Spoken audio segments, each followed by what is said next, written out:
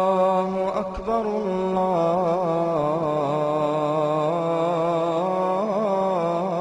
الله أكبر. كم من معاني ساقها المولى لنا بمحبة وفي الإله تآخي، وتذكروا فالخل يهجر خله إلا التقاة فهم من الأبرار. كم من معاني ساقها المولى لنا بمحبة وفي الإله تآخي، وتذكروا فالخل يهجر خله إلا التقاة فهم من الأبرار. С именем Аллаха Милостивого и Милосердного. Наш сегодняшний проект, нашу сегодняшнюю работу многие из нас, возможно, совершают очень часто, много дней в году, но вместе с тем могут пренебрегать ей в подобные дни, дни месяца Рамадан. Это большой проект, и за него полагается великая награда.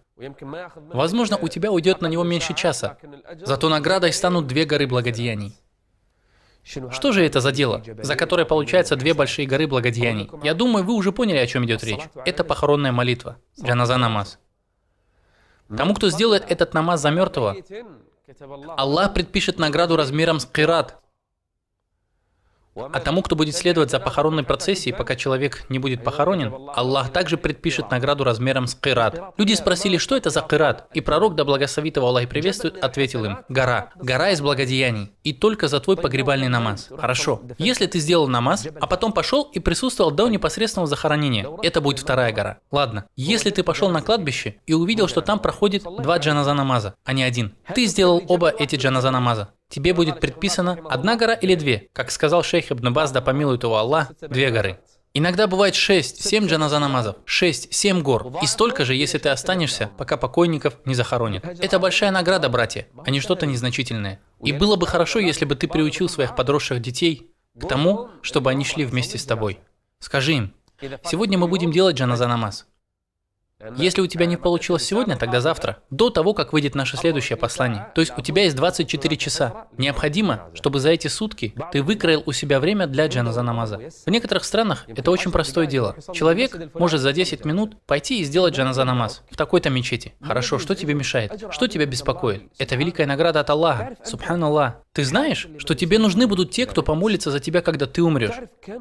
Знаешь ли ты, насколько тебе будут нужны дуа праведников и единобожников? Как тебе будет это нужно?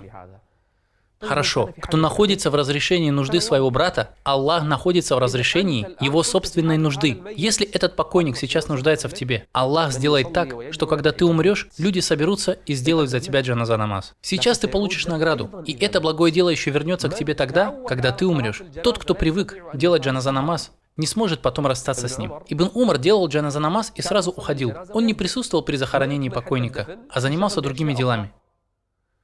Потом он услышал хадис, в котором говорилось, что тот, кто будет с похоронной процессией до тех пор, пока человек не будет похоронен, получит 2-й кират из благодеяний. Ибн Умар, да будет доволен им Аллах, который всегда следовал сунне, не знал об этом. Он послал одного человека спросить Аишу об этом деле, и она подтвердила достоверность этой информации и сказала: да, так и есть. Так нам сообщил пророк, да благословит его Аллах и приветствует. И в руке Ибн Умара были маленькие камешки, и он бросил их в гневе и сказал: сколько же киратов прошло мимо нас. Ушли целые горы благодеяний, они миновали нас. Ты видишь, как некоторые люди, из-за того, как много джаназа намазов проводится в заповедной мечети, иногда сидят во время джаназа намаза. Что с тобой?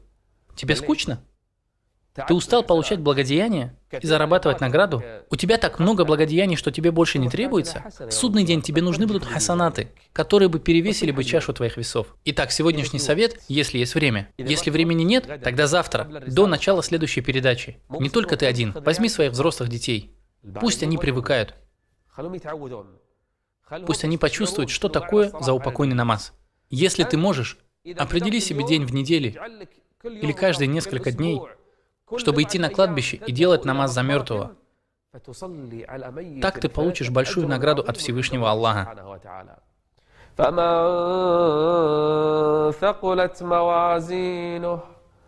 فمن ثقلت موازينه فهو في عيشة راضية Тяжесть весов приведет к приятной жизни.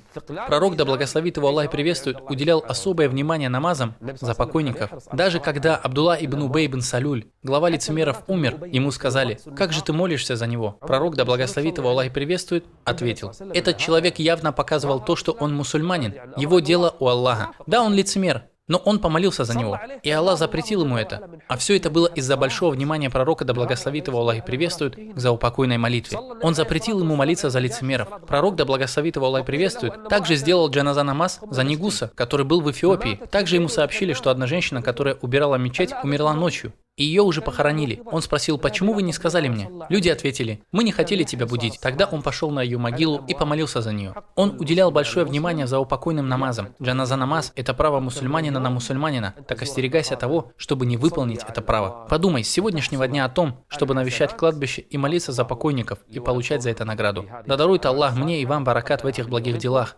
Я вверяю вас Аллаху, мир вам, милость Аллаха и его благословение. وفي الإله تآخي وتذكروا فالخل يهجر خله